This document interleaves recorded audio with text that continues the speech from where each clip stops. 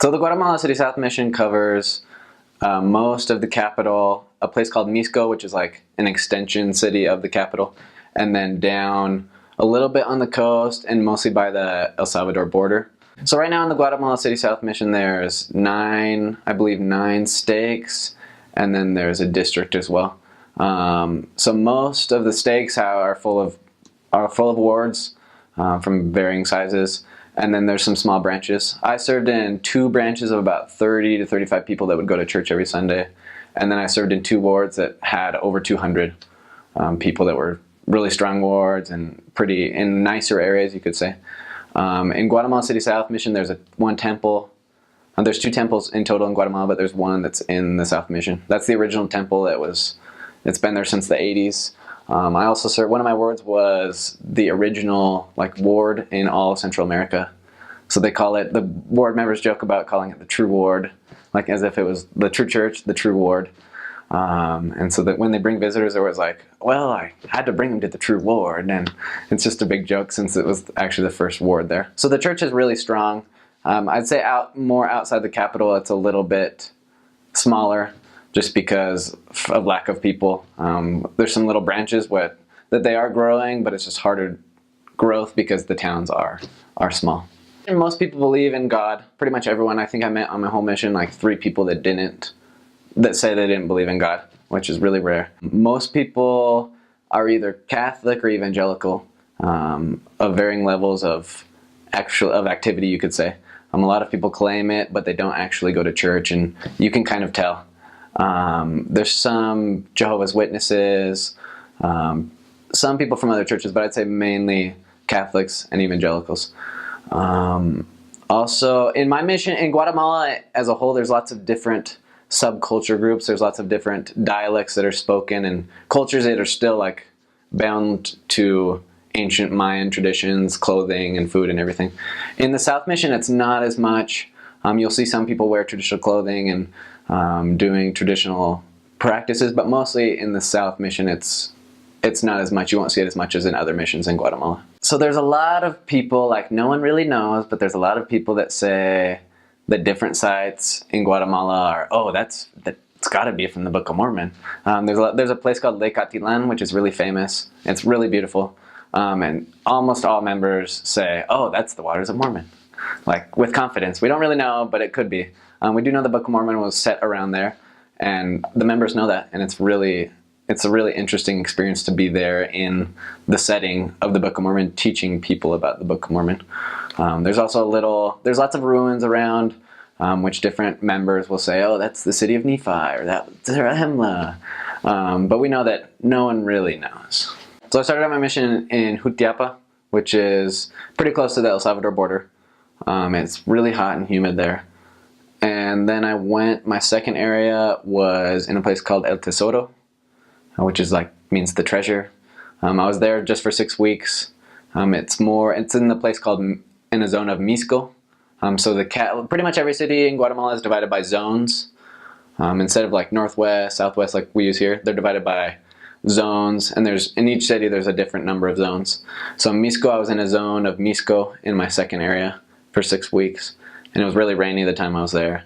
In my third area, I was in a small branch called Las Lomas.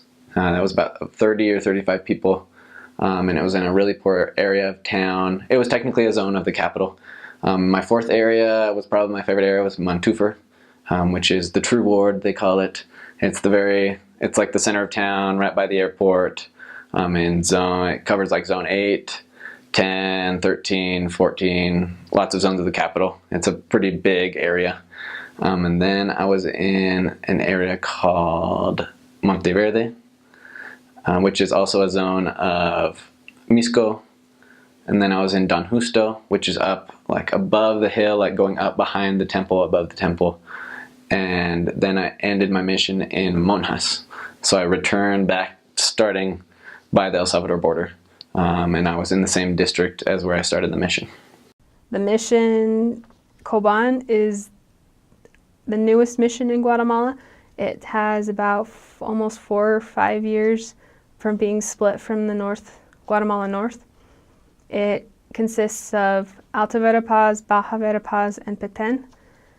and it's very, very big. So as I was saying before, my travel from Koban to Peten was about a 7-hour bus drive. And it's very, very different, Koban and Peten. Koban is a little bit more mountainous region, and the church is a lot more condensed. There's a stake in Koban, and there's a big building, which is the mission home, which is Barrio Uno, or the first ward. And they have third ward and the second ward, which are very beautiful big buildings. They have a huge attendance in Koban. But Peten's a little different, it's more spread out. They do have a stake, it's about a year and a half old. And the stake center is a very beautiful building as well. It's the center of Peten, and it expands out, and it kind of gets a little less and less populated with the church. They have 3 stakes, Koban, Peten, and the newest one, which is in Poluchik, which is it's the Quechua speaking area where they speak the dialect Quechua. The stake's called Zenu, the Zenu stake. Down there, it's really, have a church that they call, or a stake or ward or area they call Mini Utah, because it's just so big and bustling with members. The church is the biggest church, I think, in Guatemala there, Zenu, or I can't remember the name. They're different, but it's gorgeous there. They just recently opened a district in Frel, which is a little city that's like in the middle of nowhere, in between Koban and Peten as you're traveling.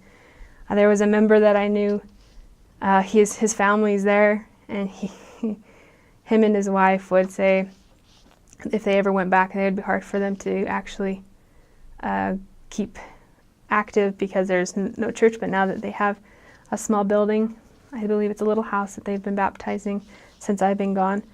I served between March 2015 to September 2016. The main cities that I served in were, the first one was La Libertad, Peten. I was there for 3 transfers. Then I went to Tactic, Koban, which is in Alta Verapaz, near the mission home. That's very small town. I was there for 1 transfer, moved from there to Salama, which is in Baja Verapaz, just below Koban, for 3 changes. Went to Poptun back in Peten by Belize for 4 changes and returned to La Libertad. So I had 4 areas, but spent the majority of my mission in Peten, which is the farthest away from the mission home, but it's a beautiful place and a wonderful place to teach people. There is no temples in Koban in the mission, but the main goal of the mission when I was there was to find enough people to create stakes to then have the ultimate goal be the temple close by. The attendance where I mostly served ranged from 30 to 100 to, if we were lucky, 150 to 200. They were mostly districts with a district president or the mission president overruling over it. They're very small, and they're almost a little bit disorganized just because they don't have direct contact with a bishop or a stake president or the mission president because they're so far away, but they do the best they can. And the missionaries are they have to depend a lot on the missionaries, especially the elders, to do some stuff to keep it going and to just keep it alive and thriving as best they can. But they do an amazing job with the members that they have. I lived in La Libertad in a small little concrete house.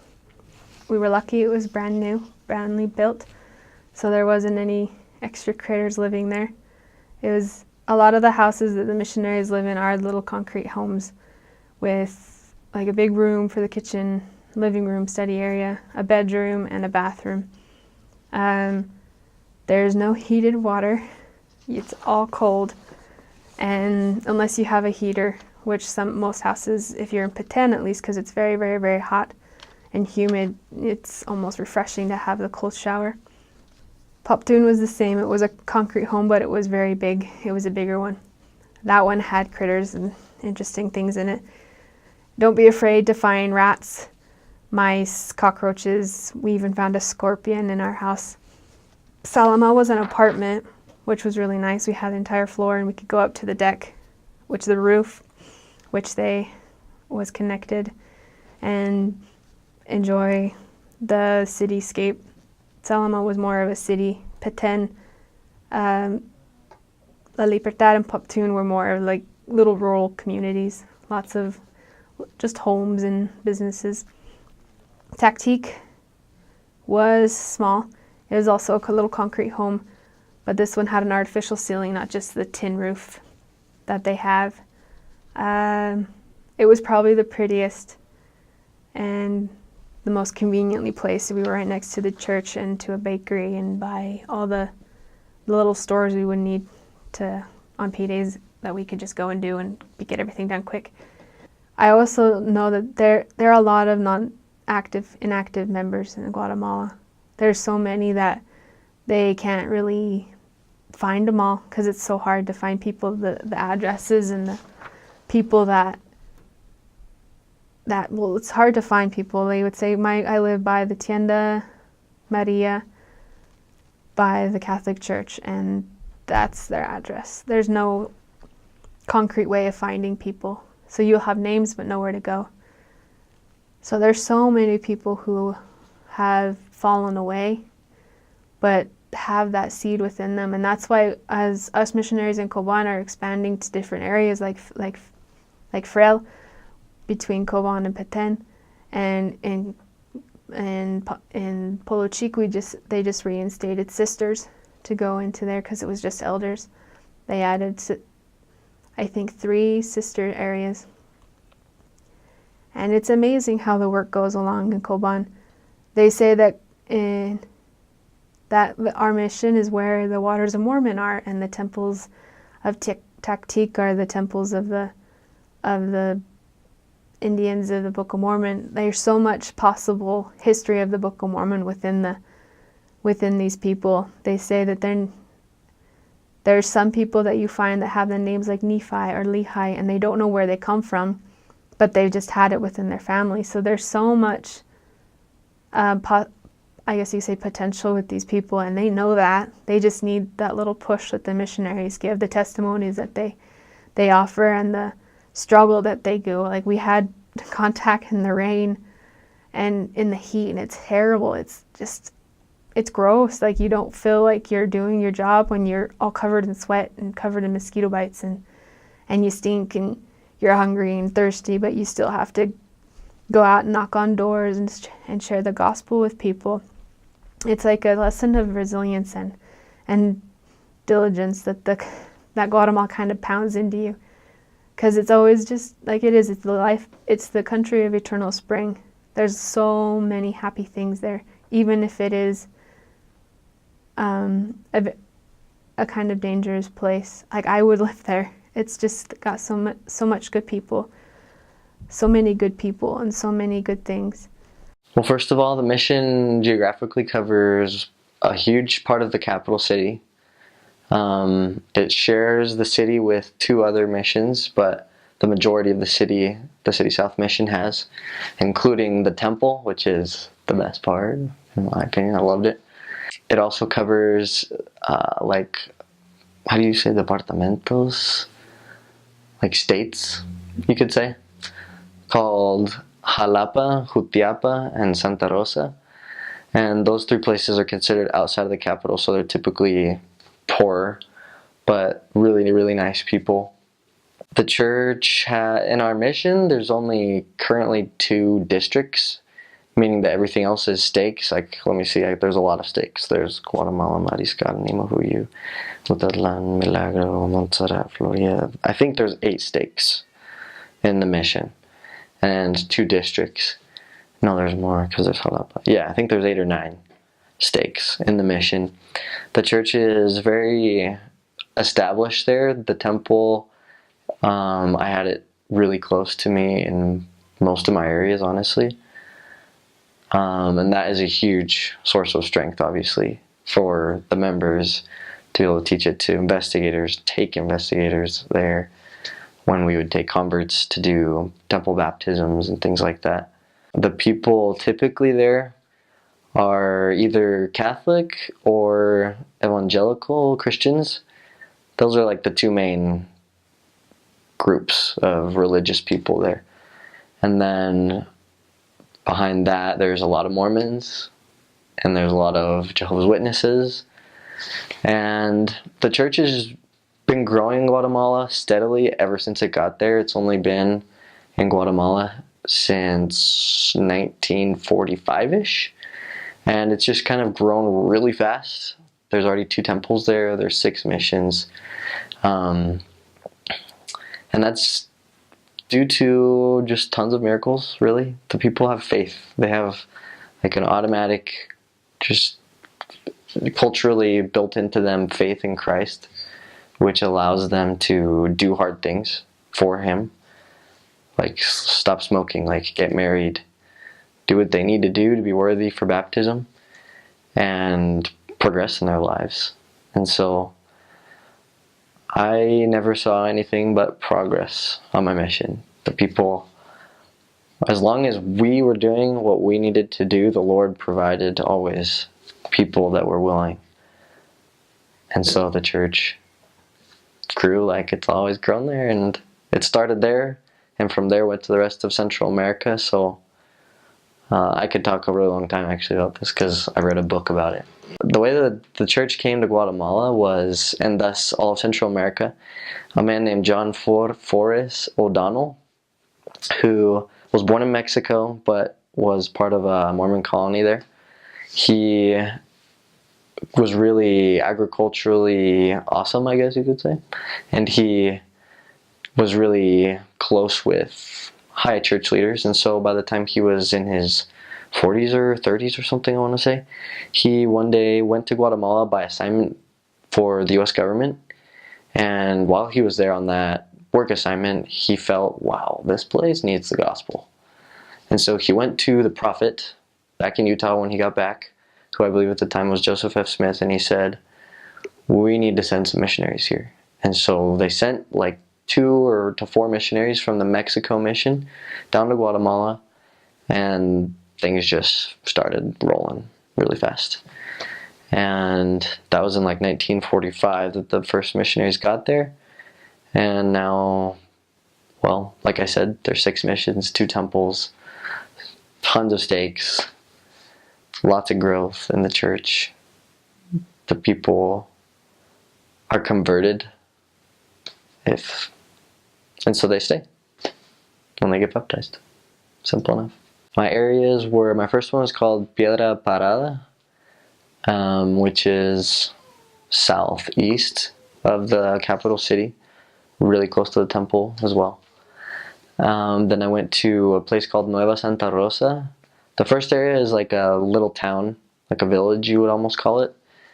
And my second area was like a step up from a village. It would be like a town with tons of villages around it.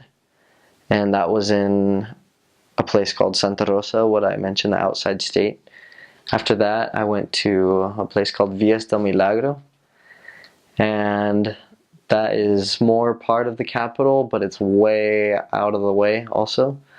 You have to drive like down this really skinny road that is on top of like basically what you would call a ridge with canyons on both sides.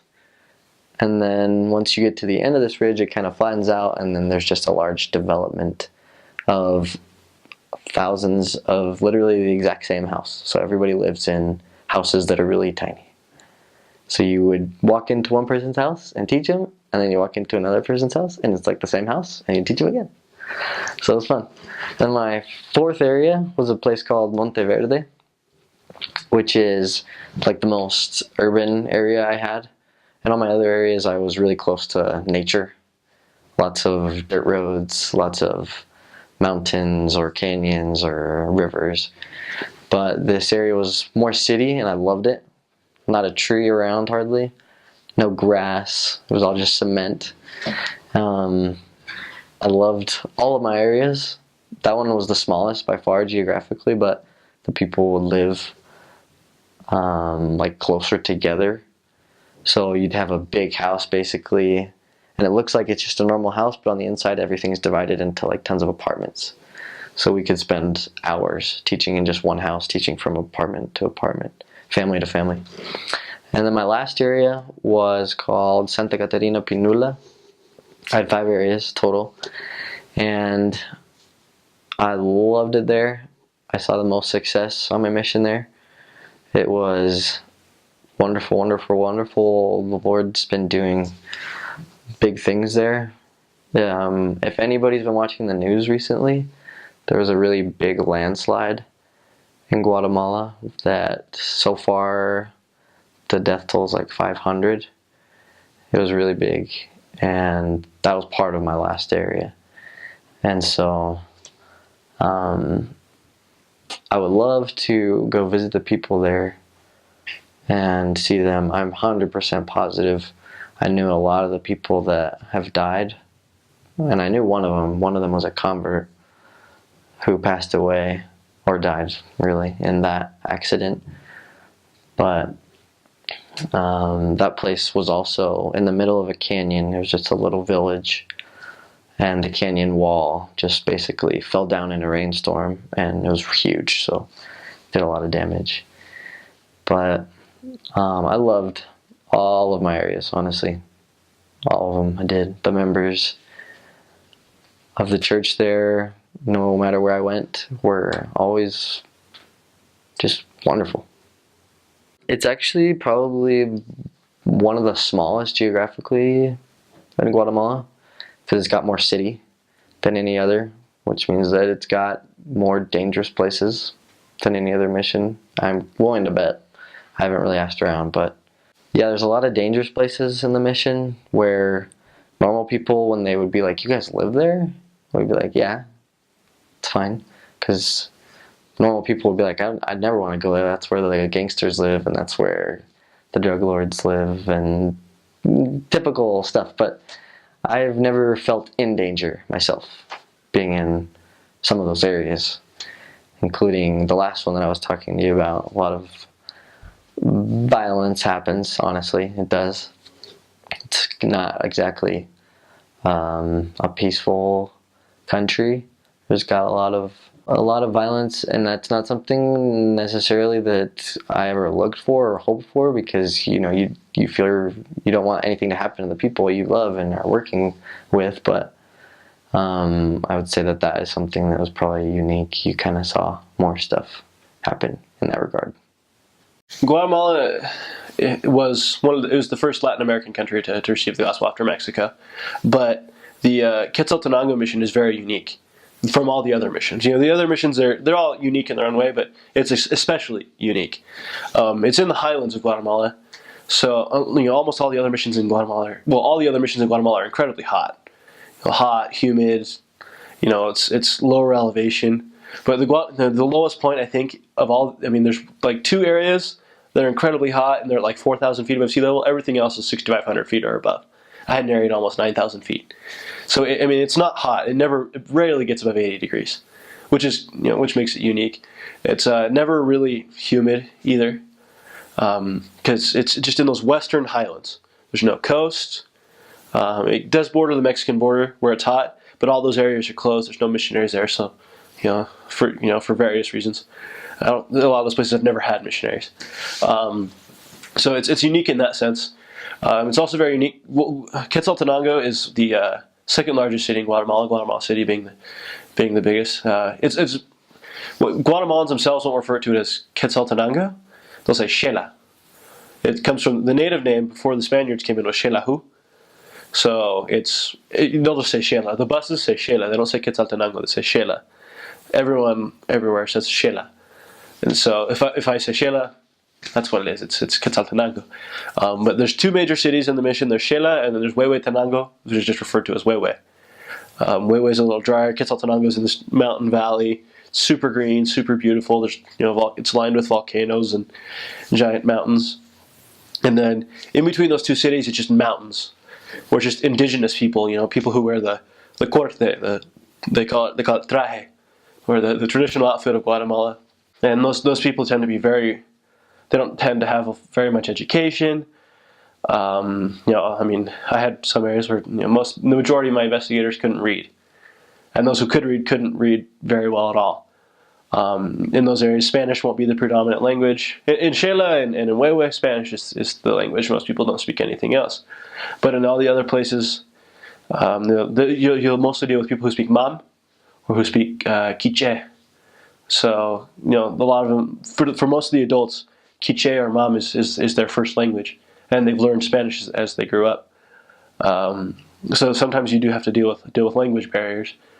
But in that sense, it makes it unique because there are missionaries who go from teaching in Spanish to teaching through a translator in Quiche to teaching through a translator in Mam, just in 3 different areas.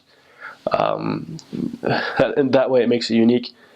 And Quetzaltenango has a temple. There's only 2 temples in Guatemala. I think the other one's in Guatemala City South, I believe. It's where the MTC. It's right next to the MTC. So it's a huge blessing to have a temple in the mission. The furthest area away from the temple, I believe, is like 6 hours away and driving. So it's a huge blessing to be able to go to the temple that your investigators have a very good shot at going to the temple. It's a huge blessing to know that, and it helps. It helps the missionary work. Whenever a temple comes into an area, when the temple came into the mission, the work just exploded. It's a huge blessing to have a temple in there in the mission. I feel super blessed to have served in an area where there's a temple so close. I served really only 2 sort of city areas, and the rest were a little further out. I started my mission in San Carlos Sija, which is part of the Xela Centro stake. So it's where the mission home's at. Then I went down into the city. It's kind of the outskirts of Xela. It's an area called Chiquilaja, which is kind of one long road in a valley. It's a really long, skinny area. All the members on one side, and then that area is really interesting. All the members on one side, and that's like educated people, not affluent, but people who can read and have decent jobs.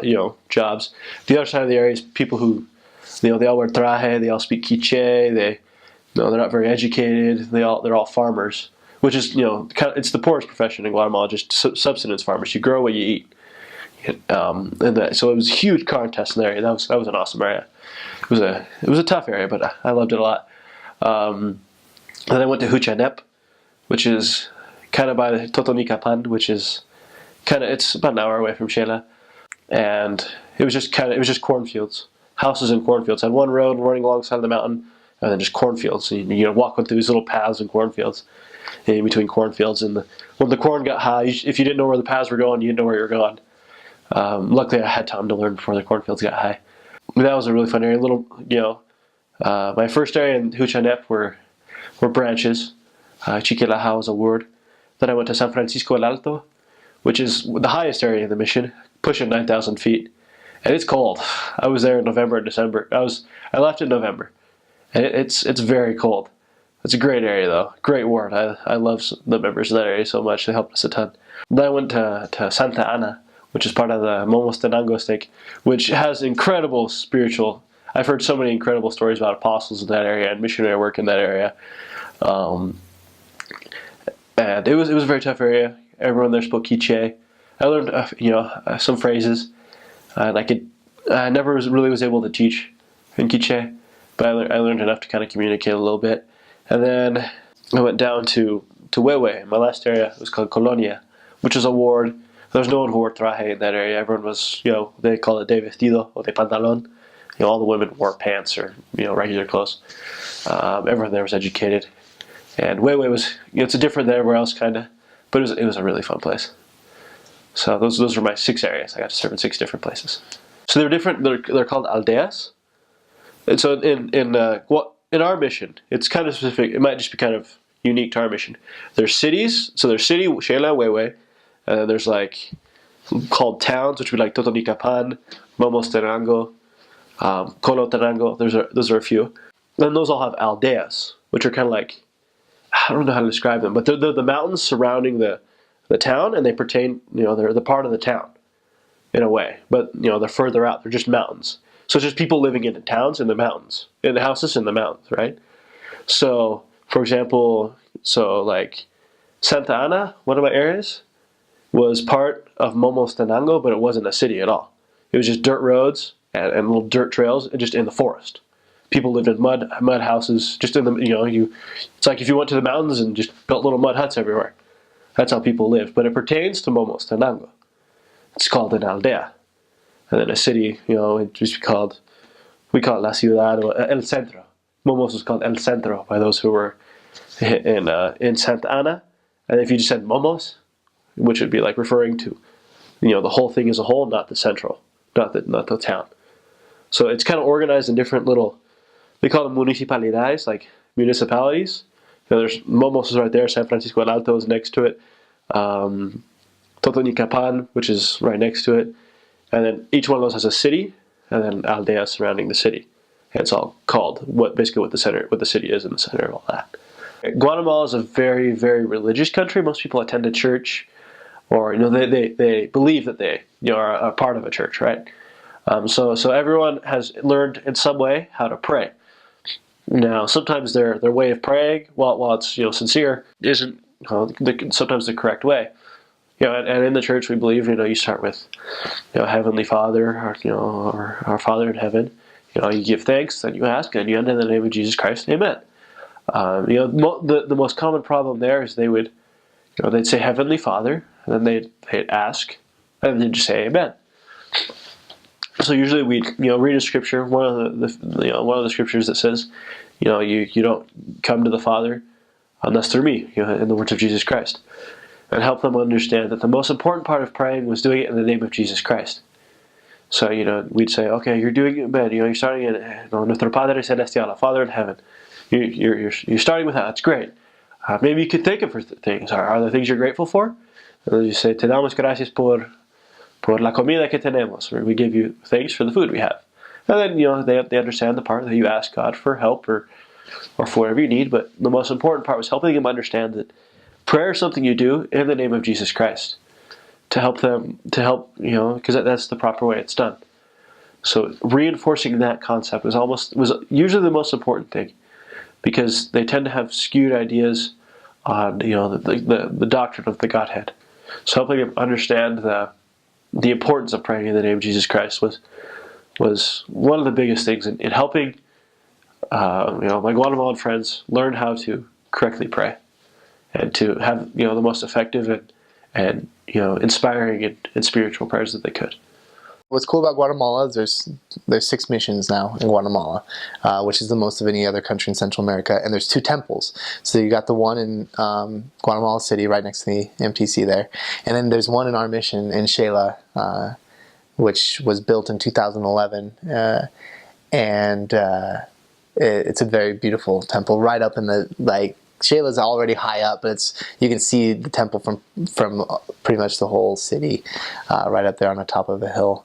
And had the opportunity to go there a lot. It's very, very beautiful. So that's cool. Apparently, there's this prophecy that I'm not sure. I don't know if it's a legend or if it's true, and I think it is true.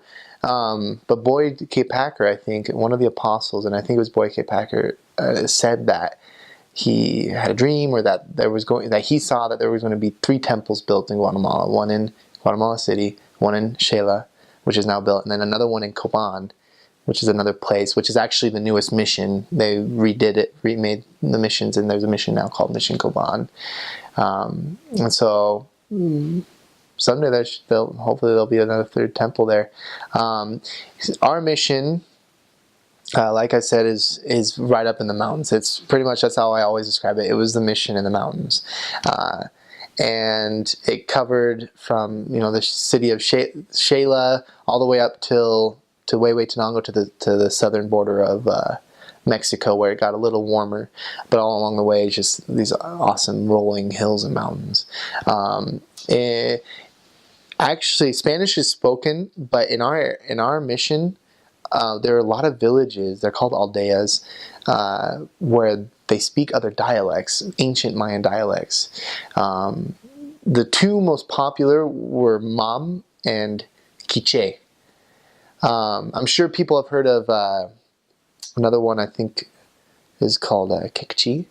which is in another mission in the North Mission, in an area called Petén, which is like the jungle of Guatemala. It's really close to Belize.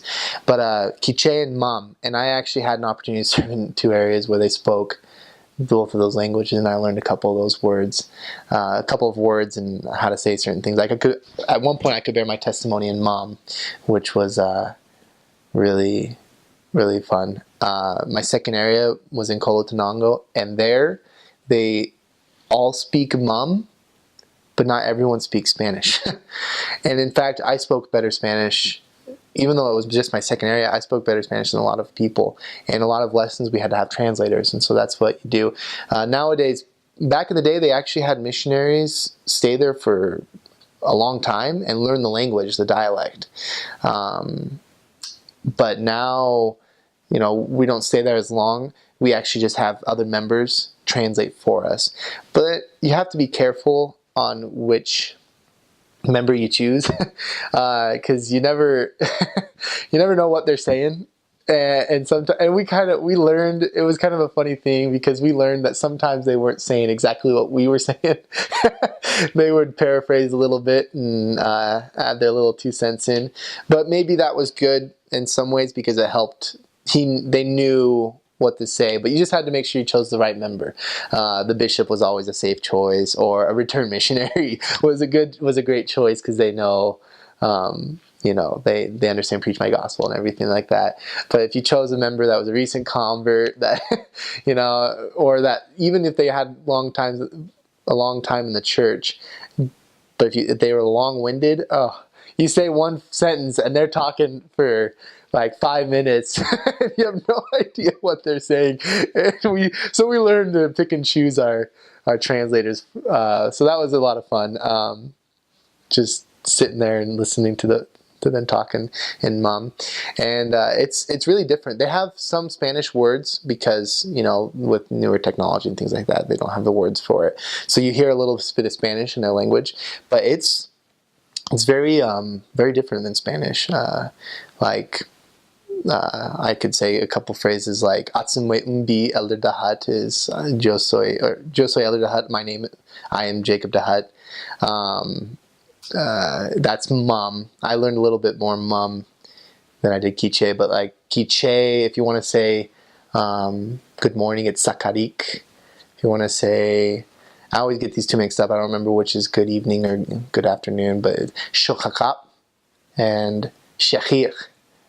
So it's very different, very guttural compared to Spanish. And so it was really fun to hear people speak it on the buses or in your area, and it's just different. And a lot of missionaries were very good at learning it.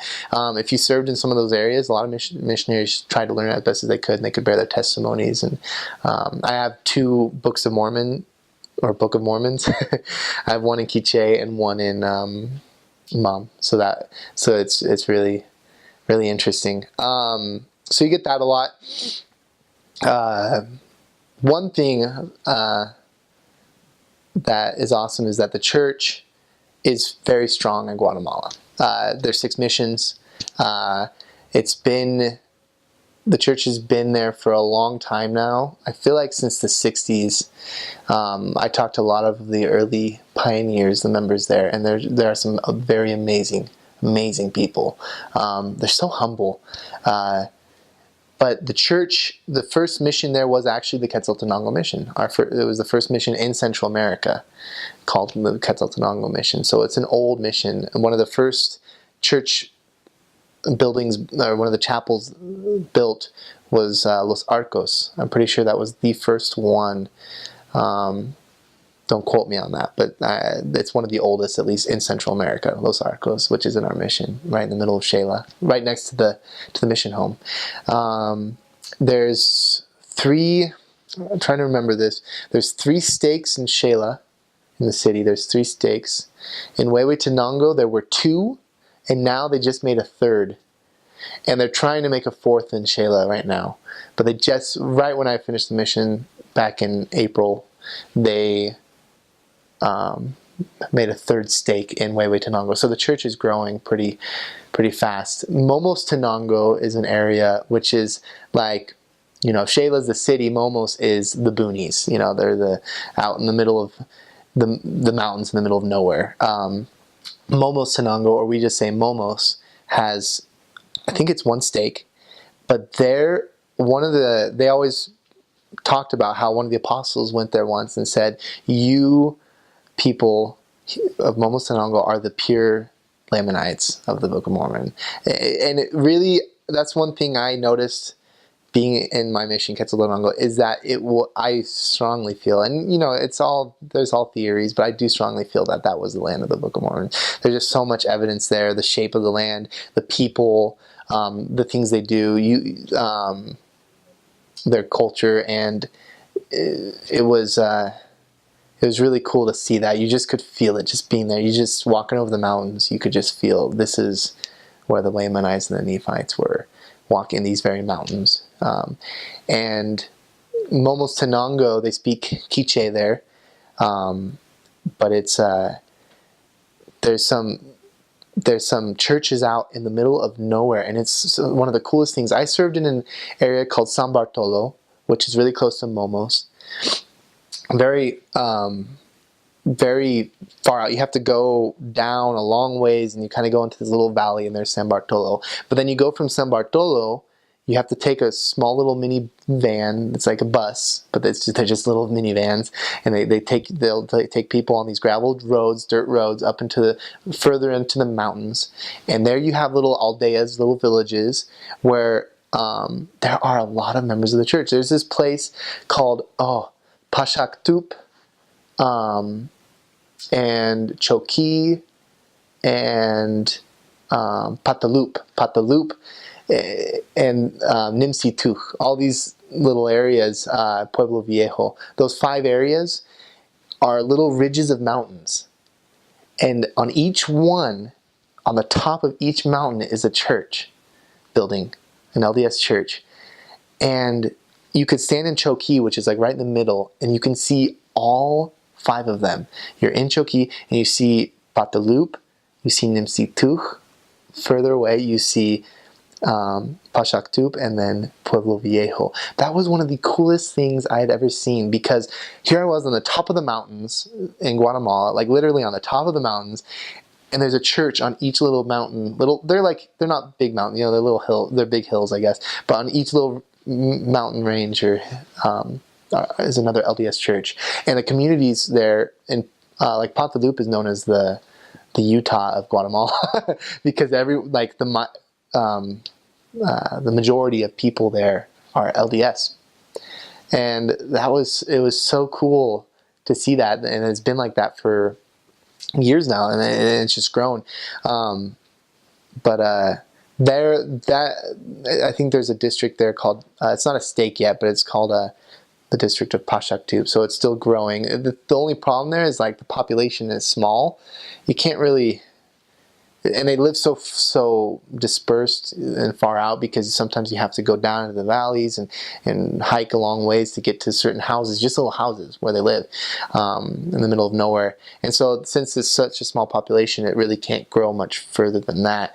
But there's still a lot of work to be done, and that was one of the cool things I saw there. As far as like DATs go or numbers go, our mission is, when I first got there, was the lowest or one of the lowest baptizing missions in Central America, and Nicaragua is one of the highest, if not the highest, and also right next to us is a mission called Retaloleo on the coast of Guatemala, the western coast. They baptize a lot as well. And it's kind of funny, in warmer climates, I don't know why, usually more people get baptized, or there's a higher number of baptisms than in colder climates. And we're in a very cold, cold mission, the coldest of Central America.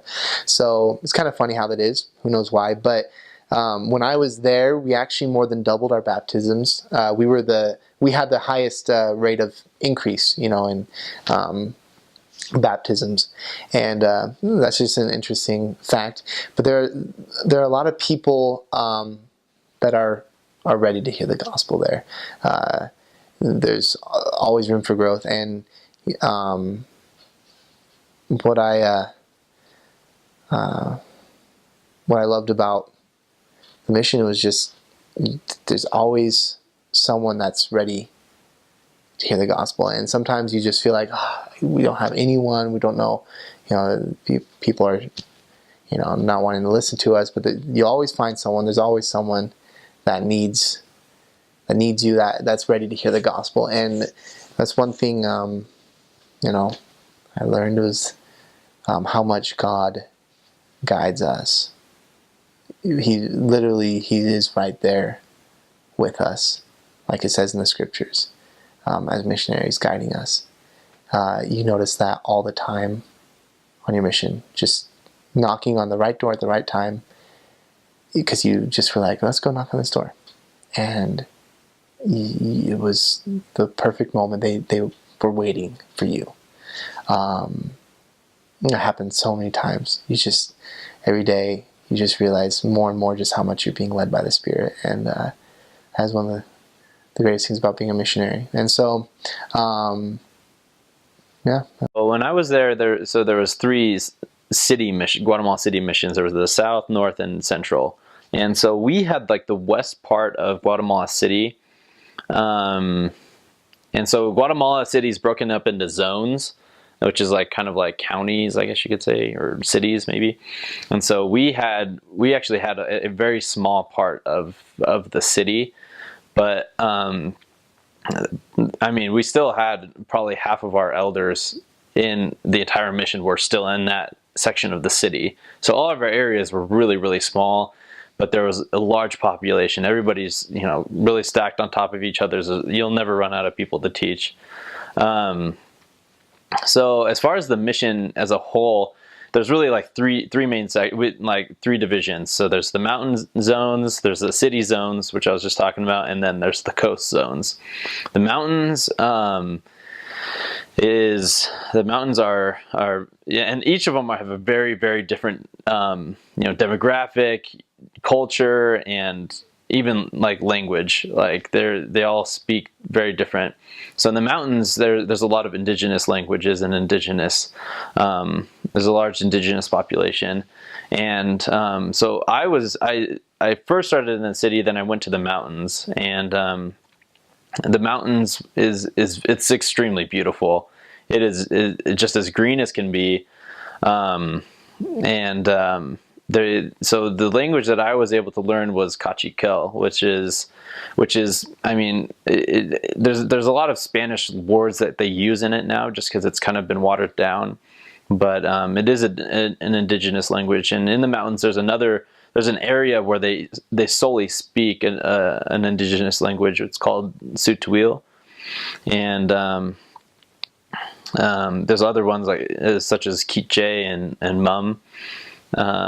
So if you learn those things in the mountains, like it'll really help you just kind of break the ice with the people, because a lot of the people in the mountains have a strong tradition. They're all about tradition, and by learning those languages, you're able to break barriers with people and be able to befriend them a lot more. And so as far as the city, there's a lot of more business people, that are a little bit higher class. There's also very, very, very poor people in the city. So you kind of get both. But it's very fast paced. There's a lot of people. There's a lot of markets and things like that in the city, and it's just crazy, go all the time. And the coast, I actually never went to the coast, thank goodness, because it's really hot there. It is insanely hot there. And but from what I've heard, there are some indigenous languages spoken in the coast. They're very scarce. But I really don't know a whole lot about the coast, but there's a lot less population in the coast, and there's most of the church organizations in the coast are districts, so not stakes, but they're districts and branches. So it's a lot less developed in the coast. So that's where a lot of missionary work has been done and is growing a lot. So that's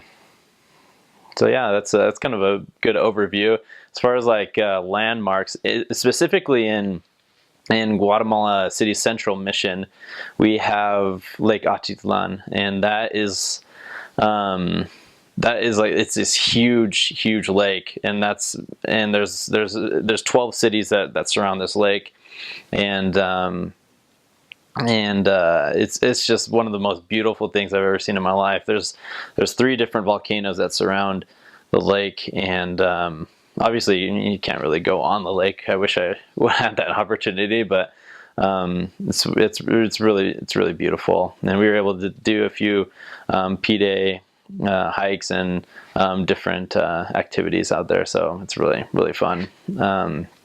And there's a few different Mayan ruins actually in the mountainous areas, and in the coast as well. I've heard that there's like just different artifacts and things that you can see and even find in the coast. I know a lot of elders that just found things as they were tracting or doing service work or something like that. They were able to find. So that's as far as the Guatemala City Central Mission. But as far as Guatemala as a whole, I mean, there's volcanoes that you can go climb, and there's Tikal, which is like a huge Mayan ruin up in the border between Mexico and Guatemala. I've never been there, but I really want to go. And it's just a very beautiful place, very green and very very beautiful. So.